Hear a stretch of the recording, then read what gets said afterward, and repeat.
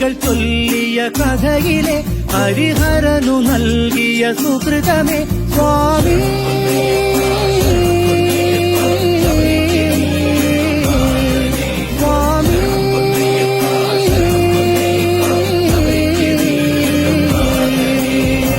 നീലക്കാടിനു മുകളിലെ നീലിമലയുടെ നെറുകയിൽ നിത്യതാപസനേന്തി